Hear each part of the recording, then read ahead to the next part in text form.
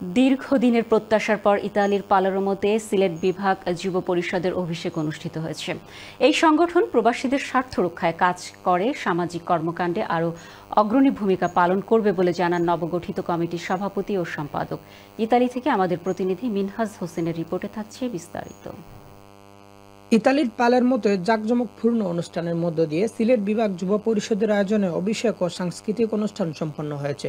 বৈরী আবহাওয়া অপেক্ষা করে অনুষ্ঠানস্থল প্রবাসী বাংলাদেশিদের উপস্থিতিতে মিলন মেলায় পরিণত হয়। সিলেট বিভাগ যুব পরিষদ পালেরমোর সভাপতি আশিদ আহমেদ মুশাহিদের সভাপতিত্বে সাধারণ সম্পাদক শরীফ আহমেদ দীপুর পরিচালনায় অনুষ্ঠানের শুরুতে পবিত্র কোরআন তেলাওয়াত, গীতা পাঠ ও সমবেত কণ্ঠে জাতীয় সঙ্গীত পরিবেশন করা হয়। আলোচনা সভায় উপদেষ্টা মণ্ডলীর মধ্যে বক্তব্য রাখেন ইসলাম খান, ফরহাদ আলী কচু, জাহিদ আহমেদ রুবেল, জুবায়ের হাসান রুশন ও কাজী ফয়জুন্নুর। অনুষ্ঠানে অতিথি হিসেবে বক্তব্য রাখেন পালেরমো আওয়ামী লীগের সভাপতি সিকান্দার মিয়া, পালেরমো বিএনপির সভাপতি লিটন মল্লিক, পালেরমো আওয়ামী লীগের সাধারণ সম্পাদক গোলাম রাব্বানী, বিএনপির সাধারণ সম্পাদক মাসুদ আখন, শহীদুল ইসলাম রিফাত সহ দুর্বার যুব পরিষদ, ইউনাইটেড কালচার সোসাইটি, একতা পরিষদ, জালালাবাদ অ্যাসোসিয়েশন, ব্যবসায়ী কল্যাণ সমিতি, শ্রীলক্ষ্মী নারায়ণ মন্দির এবং স্থানীয় ইতালিয়ান কমিউনিটির দুজন কর্মকর্তা।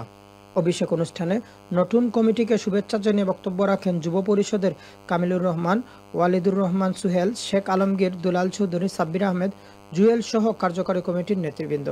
আমাদের অনেক দিনের প্রচেষ্টায় এক সুন্দর সিলেট যুব পরিষদ যে গঠিত হয়েছিল তার এই অভিষেকের মধ্যে দিয়ে যে যাত্রা শুরু হলো সেটা অব্যাহত থাকবে এবং আগামীতে আরো ভালো কিছু উপহার দেবে এই প্রত্যাশা। সবাই আমাদের সাথে থাকবেন। সিলেট বিভাগ যুব পরিষদ তাদের সামাজিক কার্যক্রমের মাধ্যমের মধ্য দিয়ে অনেক দূরে এগিয়ে যাবে সাধারণ সম্পাদক হিসাবে আমি বিশ্বাস করি।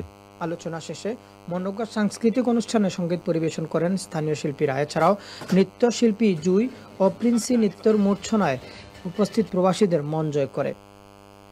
অতিথি শিল্পী হিসেবে লন্ডন থেকে আগত বাপিতা তানিয়া ও প্রীতম সঙ্গীত পরিবেশন করে দর্শকদের মাতিয়ে রাখেন। ইতালি থেকে Minhaj Hossain, channel S news.